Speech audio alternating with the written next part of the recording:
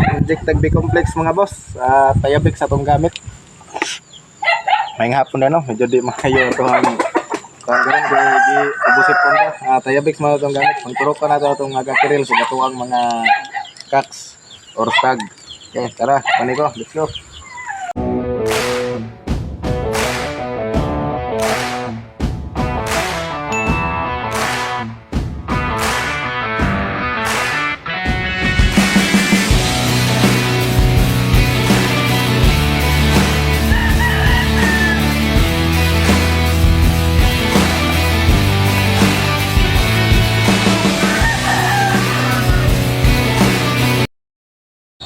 So magsugod na tag-inject mga boss no. Mao na nga to ang gigamit Tayabix. O nga to ang unang injekan kay nga to ang pumpkin sweater naka-cross sa pumpkin hatch, 6 months old. 0.3 sa akong gi-inject ana kay sunod mag 0.5 na kay pribuyag puglawas. Amo na nga tong 6 months old. Og kani mao pa niya nga to ang pure pumpkin hatch. Mao na yung pure pumpkin hatch na to na F1 gikan sa Gadisis Game Farm. Quality makita ninyo. Og ang ato ang usa pumpkin sweater naka-cross sa pumpkin hatch yapon. Ayaw mo katingala nakadala sila cord kay pangpaanad na para dili na sila maglunog-lugnot o dali mapiang inig ka kuan kanang matali na sila. Nga karing usa mo ni ato ang Gilmore hatch. 5 months old pa ni siya. Medyo bata ni manghod na siya sa third batch na ko na siya, 5 months old. Pumpkin hatch over Gilmore. Gilmore over pumpkin. Quality gapon kayo mga bultog lawas kani brothers to niya kani. Pumpkin hatch naka-cross sa Gilmore gihapon. Full brothers to sila. Pero lahi sila color kay crosses naman sila.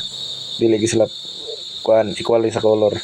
Mao ning ato ang 5 months old. Okay re mao ni ato ang 6 months old nga kuan stag. Actually manukol na sila pero wala pa na ako gisuway og sabong. So mao ni kuwasan ni sila ni pang sparring kay kire pod ang usa 6 months old nga pure pumpkin hatch. Picom side. Nindot kay sa pagka gold gold kayo pure ni siya nga breed pero kuan ni siya dili siya equal ga pug color sa iyahang mga igsoon kay nagay light side ug may dark side nga pumpkin hatch mo nagiingon sa ato sa breeder. Okay ning usa mao ni ang pumpkin sweater over pumpkin hatch. 6 months old gyapon ni sila. Medyo daghan-daghan na silang 6 months old. Kay mao na ato ang gipang turukan karon kay aron mas nindot ang tubo silang balahibo og kintab kayo tanawon. Umanan ako sila giligo ganiha og kire mao na nga to ang map. Wala ta kay baw sa kuanan ni no. Sa unsa gi kuan sa composition sa bloodline niya pero okay ang iyang mga record ug iyang inawayan. So man natong mga map mga bultob kay glawas mga dagkong manok. Running 5 months old pa ni sila pero ako anang gipang sugod og sod sa 3x3 kay basig mangisog na manulong niya. Nya kani mo na atong bae no nga pure pumpkin hatch mo ni sample sa ato ang mga pure pumpkin hatch mga nagakuha sa igsoonan ay nani na bagporma ninyo ha, comment lang tanaw na to kung parihan na bagyog naong sa igsoon. Sa first batch na ko ni pag-release ani is February. Sa mga na-releasean sa February or March magdara ang ito ang bull stag or brood stag nga gikan jud sa Gadisis mo ni ang original. Medyo uga na siya kay mangarol na padulong. So ato lang gi-injekan gyapon kay para lang makakuan lang siya.